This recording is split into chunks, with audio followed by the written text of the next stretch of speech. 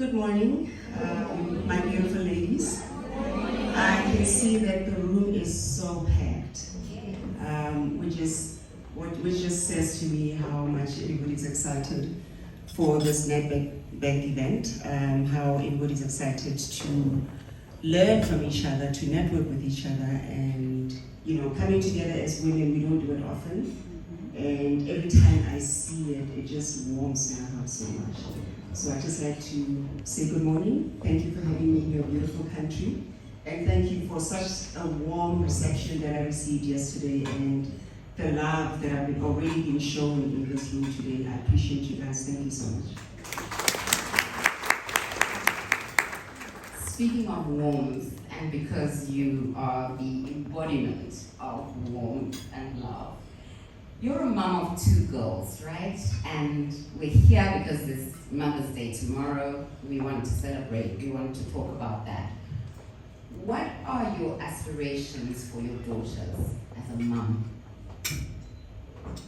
My biggest thing for my daughters is for them to be happy. Whichever path they choose in life, as long as it's honorable, as long as it honors them, it honors their parents, it honors their friends, it honors their community, but biggest of all, it honors God. Amen. I'm happy to support them in it. Guys, those of you who are moms, did you see she didn't say that she wishes for her daughter to marry Mbinga? We came to take notes, so let's take notes.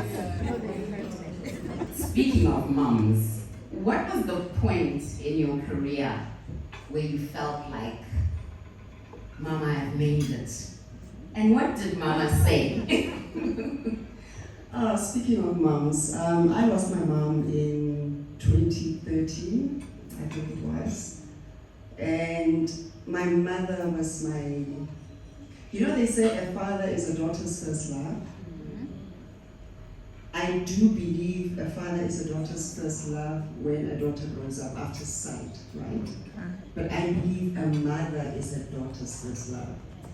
Because when you hear in your mother's baby and you are developing and growing, that bond between a mother and a child can never be understood by, and not taking anything away from fathers, right? But just that bond between a mother and a child. So I personally believe a mother is a child's first love, and a father is a daughter's first love at sight. I learned so much from my mom, I think, which is what I'm hoping I'm passing on to my children. The biggest lesson that I learned from my mother was love. And today we speak about legacy. Speaking of Mother's Day, for me, the biggest legacy that any parent can leave for their children is that of love. Because I believe when you do anything in love, be it work, be it in a relationship, be it in a friendship, anything born of love can never fail. Can never fail, because the support that comes with it. And when I say can never fail, I don't mean things cannot go wrong. Things will always go wrong. But where there is love, there's always a way. And that's a big thing for me in terms of legacy. Do everything in love and with love, and you will never fail. So how does a young woman, like the women in this room, figure out what that love is in terms of career paths? I find often we're asked, how do I find my passion? How do you advise young women in that regard? It's very important to identify what it is that you love, first of all. Work is work, right? And when we grow up, we are taught, I grew up in a town called Botswana. And at the time that I grew up, the popular professions were being a teacher or being a nurse. I mean, being a doctor was very elite. You didn't even aim that high at one point. Being a lawyer was like you have to go to private school to be a lawyer or be a doctor. And some of us, grew up meaning we didn't have much growing up. So private school was not even an option. So when you went to government school, like some of us did, you would aspire to be a teacher or a nurse. I know that wasn't, at one point, yes, I did, but it wasn't really a passion. It was because when you were at school, they would say, you need to study science so you can do this, you need to do this so you can do this. But at the time, I found what I was passionate about was actually sewing, and you told me an interesting, sorry, my voice is croaking. Told me an interesting story about sewing, so I'm very handy, I was very good with my hands. So I loved needlework and creating, and so I suppose from a very early age, I was creative, just didn't know which industry I'd end up in. So personally, I wanted to be a fashion designer, but growing up in the town that I did, that wasn't even a career. That wasn't, I mean, you'd be a dressmaker, not a fashion designer. Like fashion designer sounds fancy, right? There you just be a dressmaker, somebody would come to you to mend their clothes. It's about alteration. Yeah, alterations! And I used to be the best alteration person, I tell you. So that was it, but identify what it is that you like. I always say I'm so blessed, I'm not lucky, I'm blessed that I can wake up in the morning, and we work very long hours, but wake up in the morning and go do what I love to do. Because when you do what you love, it ends up not feeling like work, no matter how hard and daunting it is, it ends up not feeling like work. But when you have to wake up and drag yourself out of bed and roll your eyes before you get on the road to go to work, but you know you haven't quite found your passion. Or if it is actually what you like, maybe your work environment is not allowing you to thrive, and maybe that is what you're supposed to be doing, but you're doing it in the wrong place. So there are just so many elements to it. But just identify what it is that you love, and take that love, that thing, and turn it into a business or a passion. I believe when you work on something that you're passionate about, it can never fail. Yeah. So how did you transition into the entertainment industry? I think I've already alluded to being creative from a very young age. So in primary school, I was very involved in traditional dance. At the time, we called them sketch, skits. now it's drama. Now we have fancy words for those things. But growing up in a sketch, we would like do a play here, a play there. And although I was very shy and reserved as a child, every time we had to perform, I came alive. So I think that was God's way of telling me where I belong. Maybe I didn't know it back then, but I mean, every time I think back and I try to identify signs of how I ended up where I am. Because growing up where I grew up, it just was not a remote possibility at all. Wow. But here I am. So yeah, I was very involved in skits, and my parents would always be so proud of me when they saw me perform, and they were my biggest cheerleaders. And in high school, I suppose it just elevated to another level with doing literature in English and dramatic arts. So the move to Joburg and just ending up in the industry was almost like natural for me. Right. Wow.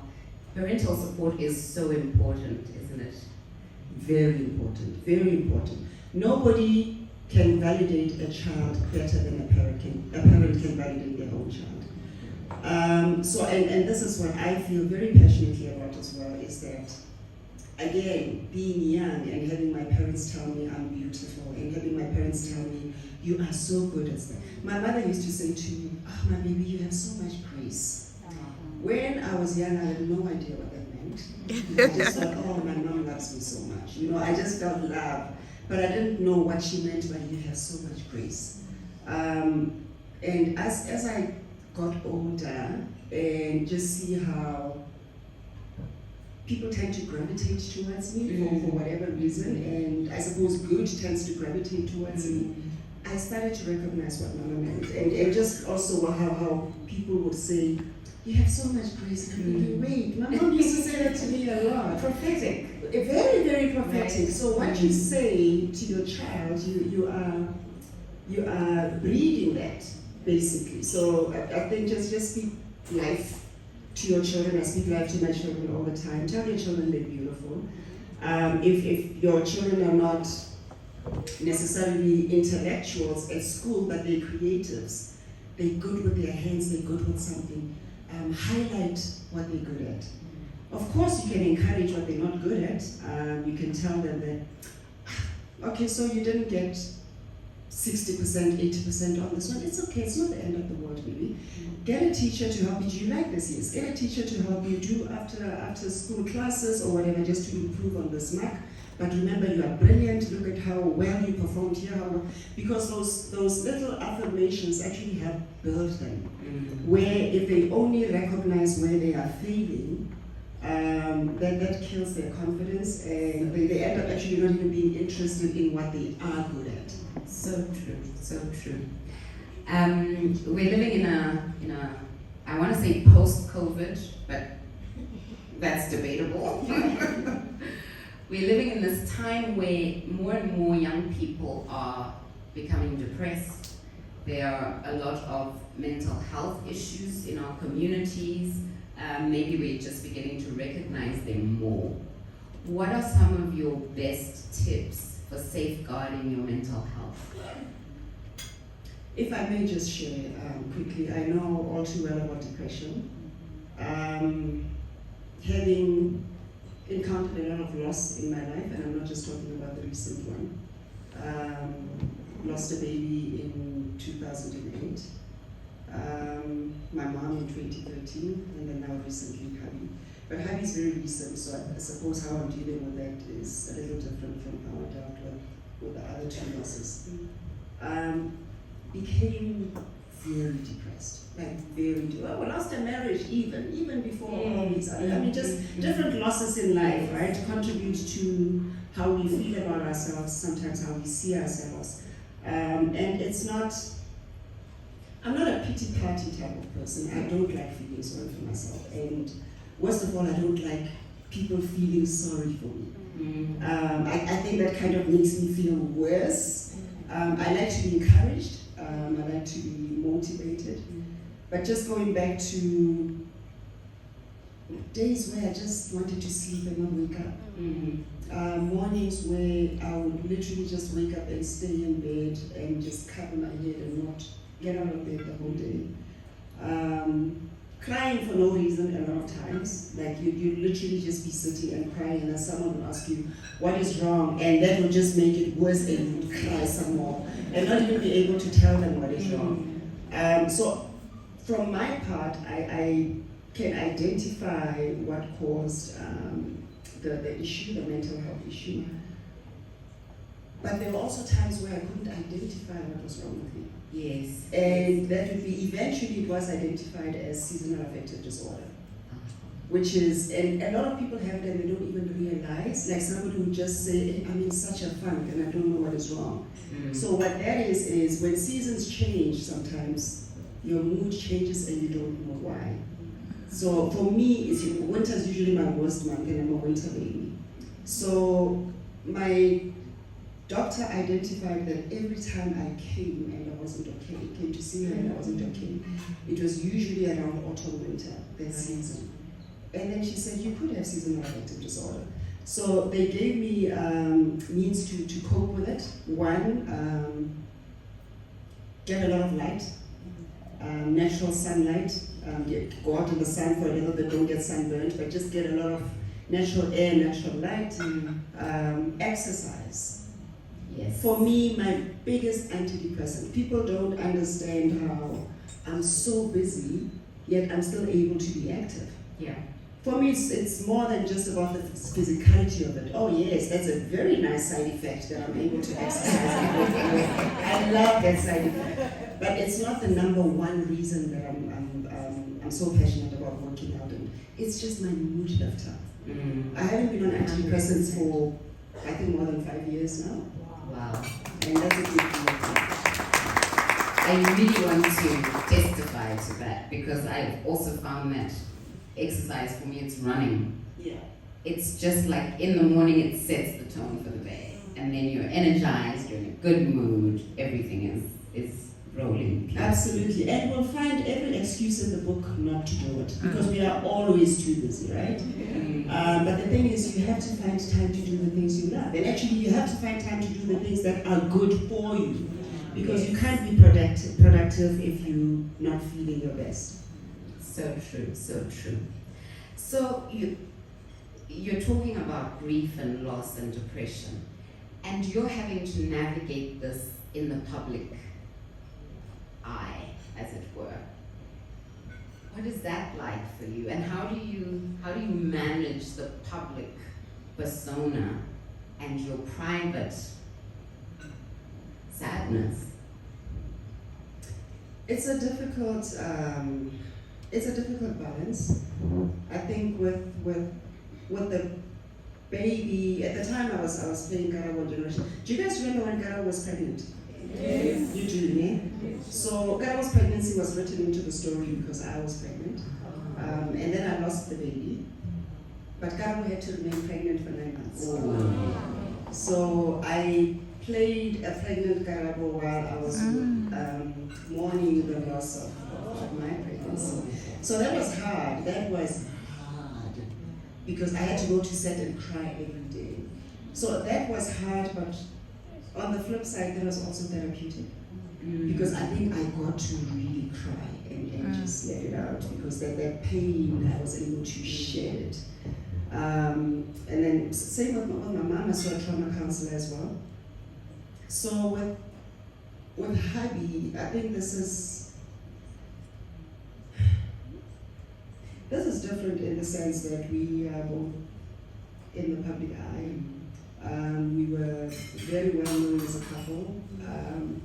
People adored him. I think people loved the two of us together. So the hardest thing for me, like I said, I don't like pity parties. And I don't like, I'm not saying people shouldn't feel sorry for me, but I don't want to dwell in people feeling sorry for me. I don't like to dwell in a state, or in a sad state, or in a morbid. I don't, because I need people to encourage me and to pray for me and to help me get out of it. Yes. Not to literally just keep on piling the dark, and this room is becoming smaller and darker and darker and darker. No, I need people to be lifting off and allowing light to come through. Yes. So it's been 9 months now, and some change since hubby passed on. It's been things are different. Okay, my life has changed in a way that I cannot even explain. And I think the biggest thing for me was to accept that my life has changed. Acceptance is a big thing. When Shona was sick, I don't think as a family, we love God very much. And my husband was a Jesus person. And I'm singling him out because he was so overtly open about it. And you know, that's on his page, it was just Jesus. You know, Shona was like a Jesus person. So when he was sick, I remember we had prayer groups. We had chain prayers going. We prayed so much for Shona to come out of it. And when he didn't, sure. I remember I felt,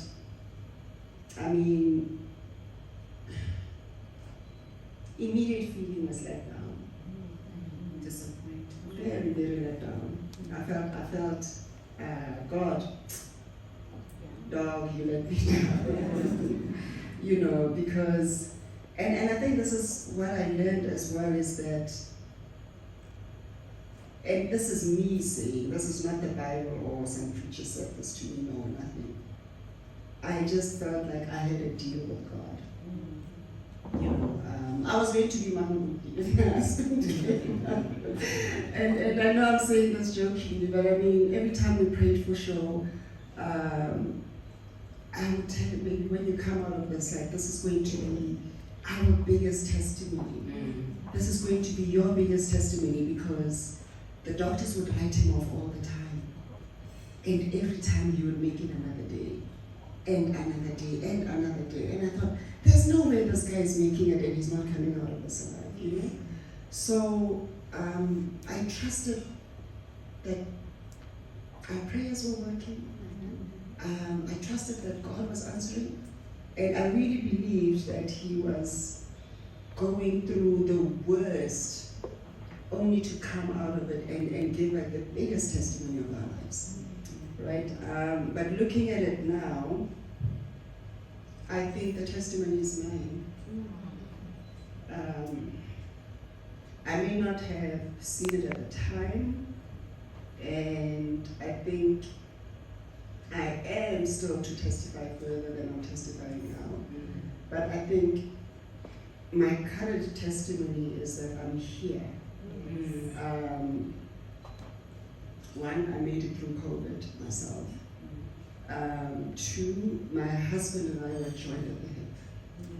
Like when they talk about soulmates, my husband is my soulmate. And I know him and I used to joke a lot about not being able to look at each other. Like when we old, you know, we would see couples at the mall, like very old couples walking hand in hand. You know, one would have a stick and the other would be supporting the other. And we joke about who was going to be the one with the stick and who was going to be the one supporting. But like, that's how far we saw ourselves go, right? And when that didn't happen, obviously, that I couldn't see myself continue without you. That was just, and I think my biggest fear was that I was going to slip back into a depression, which I did. For a bit. Maybe I still am, but I'm just dealing with it now the way I know how to deal with my depression.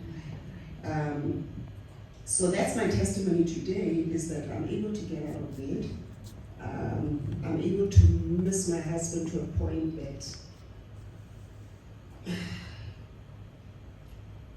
could be paralyzing, but I'm able to feel in the moment, pray about it, and get myself out of it and go out and get this. So powerful, so powerful. Thank you.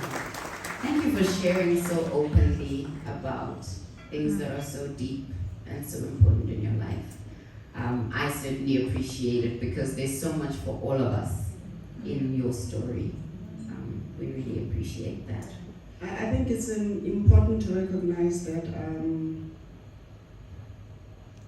sure, there are different types of losses in life, right? You start a business, you build a business, you lose money. Maybe you had so many plans for your business, and that money could have done something else that was at the back of your mind, but you chose to go this route and it didn't work out. That can drive you into a depression, right? That's a loss. And people may not understand that loss the same way. Connie, looking from the outside in, can say, it's just money, you can work and recoup it, without really understanding the gravity of your situation and what that loss means to you, right? That can lead you into a depression. A loss of a child, a loss of a parent, a loss of a spouse, all that. I'm saying all this to say, it's okay to feel, it's okay to grieve whatever loss, it's okay to be sad. What is not okay is to stay in that bubble. That's not okay. Thank you for that. So just to round off the section, you are, you've raised your two girls and now they're young women. What are the highlights? Like on your highlight show reel for your girls, what does that look like? Sure, okay, different highlights. I'll start with this. Do you see the big smile on my face? A mom is a mom. Yeah, I'll start with Sadie. Different challenges with both kids' pregnancies, right? So we'll start from the okay. and then we'll work out. So I don't know how many people know anything about blood groups and your rhesus factors and all that and how they affect your whole being. So I'm Rh negative, A negative, right? I had this when I was very young. So when you're not aware of these things and you don't know when doctors tell you these big words, that, oh, your blood group is negative, the father is what positive, so your child could be in danger. So those people are very prone to miscarriages and stuff like that. So when the baby is born, you have to be separated quickly, because if there's a transfer of blood, you could lose your life for the. I mean, they will tell you all these scary things. So that whole pregnancy, I was super careful and so tentative. And every time I thought I was going into labor, I want to go to the doctor, because they have to take this child out quickly and there mustn't be blood transfer. And so when she was born, listen, the first couple of seconds she was quiet.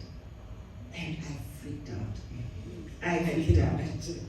So you know how doctors always hit them, and then they put their hands and take whatever. And then she started crying. I think that was the biggest highlight. That's one of the biggest highlights for the scene. When she started crying. And I was already crying, but then I started laughing and crying at the same time. I was hysterical. I couldn't stop laughing and crying. So that was a highlight. Other highlight for me for this lady was seeing her perform. She's also a dramatic arts student. She's got a degree from AFTA. Just seeing her perform and how she also comes alive as a performer. So Segi and Alicia are very different. Segi is an extrovert, very extroverted, very confident young lady. I love that about her. Speaks very well.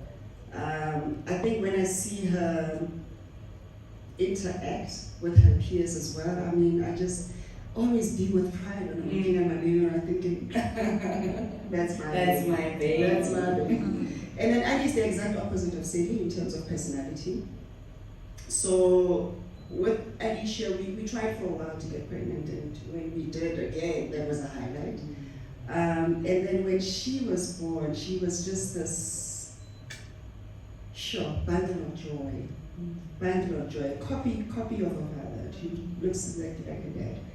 And then again, because children are not the same, she is musically inclined, innately so. Like, I'm not a musician, her dad is not a musician, although we both love music. But she taught herself to play different instruments. Now she's studying music. But just watching that child play, anything, but especially on drums, because she seems to like get into a zone when she's playing drums. My proudest moment was when she was performing at the Cura concert. Oh my God, we were sitting there and Sho was crying. She was very sensitive. And we were sitting there watching, and I'm just sitting. I was like, are you crying? He says, that's my baby. Yes, that's our baby, But I mean, I've had so many proud moments as a mama. I could really never name them all. Every day with my children is like a proud moment. I mean, I look at them and I think, Sho and I have done well. We really have. Oh, that is beautiful. So lovely. I mean, I have so many more questions. We could go on and on all morning. But we're going to wrap up the segment now. We're going to be asking our next guest to come up and moving on with our program. Thank you so much. Thank you. So beautiful.